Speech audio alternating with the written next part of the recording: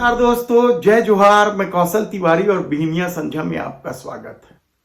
विरोधियों को कुचलने की साजिश के तहत ईडी की कार्रवाई को लेकर लगने वाले आरोपों की फेहरिस्त बड़ी लंबी है। कल फिर ईडी ने छत्तीसगढ़ में धमक अपनी दिखाई और आईएएस रानू साहू के खिलाफ फिर एक एफआईआर दर्ज किया गया है। इसके पहले उन पर कोयला घोटाले के तहत अपराध दर्ज करके जेल में डाल दिया गया और अब नया मामला खोल दिया गया है डीएमएफ फंड का।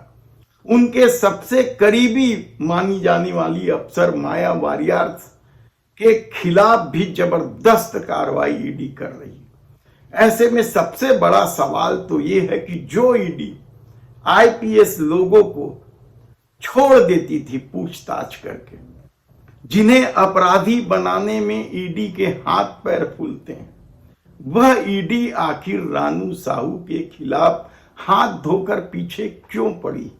यह बड़ा महत्वपूर्ण और गंभीर सवाल है। रानू साहू पर कोयला घोटाले में जब वह कोरबा और रायगढ़ की कलेक्टर थी, उस दौरान उन पर कोयला घोटाले में संलिप्तता को लेकर ईडी ने लंबा चौड़ा आरोप लगाया है। वे अपनी गिरफ्तारी के बाद से आज तक जेल में बंद हैं। तेज तर्रार अफसर मानी जाती थी। हालांकि उनके कार्यशैली को लेकर भूपेश सरकार के एक मंत्री भी खुश नहीं थे। एक मंत्री जयसिंह अग्रवाल ने तो उनके खिलाफ खुलकर मोर्चा तक खोल दिया था। कहा जाता है कि उनके मातहत अफसर उनकी ठसक के आगे बेचैन रहते थे। ऐसे तेज तर्रार अफसर को ईडी आखिर क्यों घेर रही है?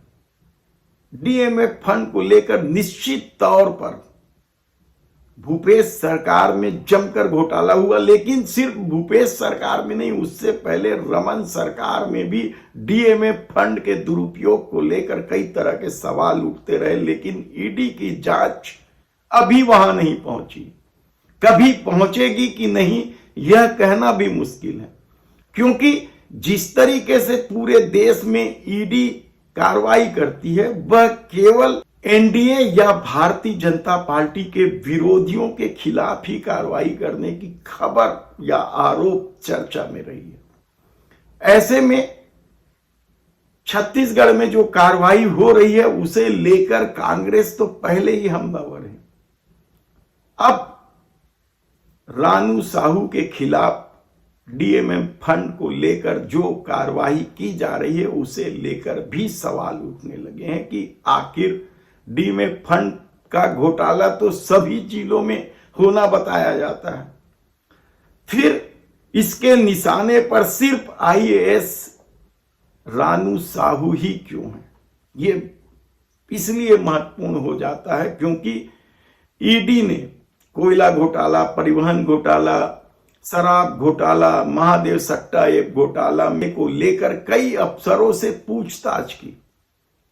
खासकर आईपीएस अधिकारियों को उन्होंने बख्श दिया और उनमें से कई आईपीएस अधिकारियों को विष्णुदेव साय गले लगाते हुए महत्वपूर्ण जगह पर पोस्टिंग दे रही है, कहा जाए तब भी गलत नहीं होगा। हम विस्तार से इस पर बताएंगे कि किस किस आईपीएस अधिकारियों के खिलाफ ईडी ने पूछताछ की थी और जब उन्होंने ईओडब्ल्यू में रिपोर्ट लिखाई थी, तब भी किन किन पर संदेह व्यक्त किया था। वे अफसर इन दिनों भारतीय जनता पार्टी की सरकार के नाक के बाल कैसे बने, हम विस्तार से आपको सब बताएंगे। लेकिन सवाल रानू साहू का, और कहा जाता है कि वे उन अफसरों के षड्यंत्र का शिकार है जिन अफसरों से उनकी नहीं बनती थी, और वे न केवल शायद सरकार के कान भर रहे हैं, बल्कि ईडी को भी रानू साहू को घेरने के लिए न केवल दबाव बना रहे हैं, दबाव बनाने की बात चल रही है, बल्कि इनपुट भी दे रहे हैं और शायद यही वजह है कि रानू साहू पर एक के बाद एक लगातार कार्रवाई जारी है। जमानत नहीं मिली है। जमानत के चक्कर में तो भूपेश बघेल की सबसे खास अफसर सौम्या चौरसिया भी फंसी हुई है। हालांकि उन्हें एक मामले में, ईडी के मामले में जमानत मिल गई है, लेकिन आय से अधिक संपत्ति के मामले में वे भी जेल से अभी बाहर नहीं निकल पाए, और कब तक निकलेंगे कहना बेहद मुश्किल है, क्योंकि जिस तरीके से इस दौर में खेल चल रहा है वह कम चौंकाने वाला नहीं है।